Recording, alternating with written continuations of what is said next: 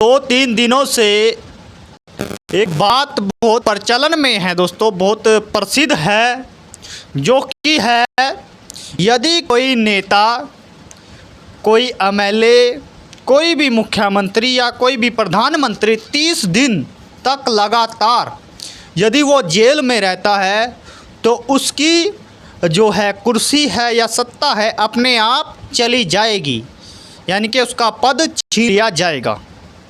तो नमस्कार दोस्तों, आप सभी का स्वागत है एक बार फिर से हमारे YouTube चैनल पर। जो नए साथी हैं चैनल को सब्सक्राइब जरूर करें दोस्तों। तो आइए दोस्तों बात कर लेते हैं, बीजेपी एक ऐसी राजनीति खेलने जा रही है जिसमें विपक्ष की जो पार्टियां हैं उनको पूरी तरह से साफ करने जा रही है। एक ऐसा बिल संसद में लेकर के आने वाली है, एक बार तो आ चुकी है, उसका विरोध हुआ, यानी कि अब दोबारा जब मानसून सत्र स्टार्ट होगा कुछ दिनों बाद तो उसमें चर्चा हो रही है कि बीजेपी अपना पूरा बल लगा रही है कि उस जो है वो बिल है, यानी कि जो कोई भी मंत्री, नेता, कोई भी मुख्यमंत्री, प्रधानमंत्री, छोटे से लेकर के बड़े पद तक किसी भी पार्टी का कोई भी कार्यकर्ता हो, नेता हो, जिसके पास कोई पद हो, यदि वो 30 दिनों तक किसी भी मामले में जेल जाता है तो उसकी कुर्सी अपने आप छीन ली जाएगी, यानी कि उसका पद छीन लिया जाएगा। यदि कोई मुख्यमंत्री 30 दिनों तक जेल रहता है तो उसका जो मुख्यमंत्री का पद है वो छीन लिया जाएगा। तो इसको लेकर के बीजेपी सरकार अपना पूरा बल लगा रही है, पूरा दम लगा रही है उसे पास कराने में, 2/3 मत प्राप्त करने में। तो इसको लेकर के वो विभिन्न पार्टियों को अपनी ओर करना चाह रही है, विभिन्न सांसदों को, एमएलए को तोड़ रही है, जिसमें लेकर के अब कुछ ऐसी बातें आ रही हैं कि वो समाजवाद जो पार्टी है, समाजवादी पार्टी अखिलेश यादव की, उसके भी कुछ सांसद तोड़ सकती है। उसके साथ जो डीएमके है तमिलनाडु में, जो विपक्षी दल है टीवीके के विरोध में, उस पार्टी के जो डीएमके है उसको भी तोड़ने की साजिश रची जा रही है। तो अपनी पूरी रणनीति लगा रही है, अपना दम लगा रही है बीजेपी सरकार विपक्ष को ख़त्म करने में।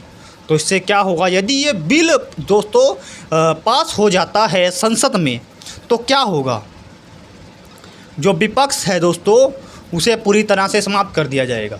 जैसे कि इन पर तो बीजेपी वालों पर, जो बीजेपी है, इन पर कोई भी केस नहीं होता, ये कभी जेल नहीं जाते, इनका कोई भी नेता, कोई भी कार्यकर्ता, छोटे से लेकर के बड़े पद तक कोई भी जेल नहीं जाता। जैसा कि आप देख भी सकते हैं पिछले दिनों में, अब जैसे कि राम मंदिर में चंदा चोरी का जो आरोप है, आरोपियों को बचाया जा रहा है। तो इसी तरीके से दोस्तों जो भी बीजेपी पार्टी के कार्यकर्ता हैं उन पर कभी कोई केस नहीं आता। यदि किसी अन्य पार्टी के जो जिन पर केस होता है उन पर यदि केस है, वो बीजेपी को ज्वाइन कर लेते हैं केस के बावजूद, तो उनके केस सब साफ हो जाता है, यानी कि वो वाइट चिट मिल जाती है उनको, ग्रीन हो जाती हैं।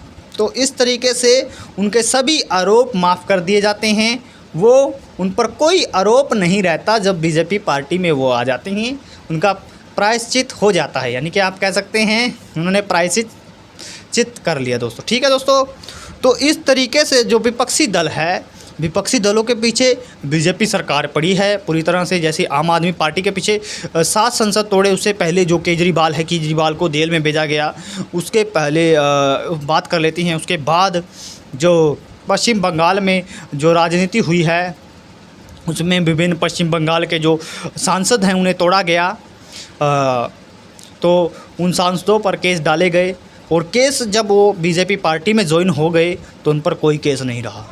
तो पूछने की बात तो ये है बीजेपी पार्टी से कि जब उन पर जो केस होते हैं, जो अन्य पार्टियों से अपनी पार्टियों में वो जब वो बीजेपी पार्टी में आ जाते हैं तब उनके केस कहाँ जाते हैं। तो इस तरीके से दोस्तों मैं आपको जो विपक्ष है, विपक्ष को समाप्त करने की साजिश रची जा रही है इस बिल के द्वारा, जो कि मानसून सत्र में एक बार फिर से इस बिल पर चर्चा होगी।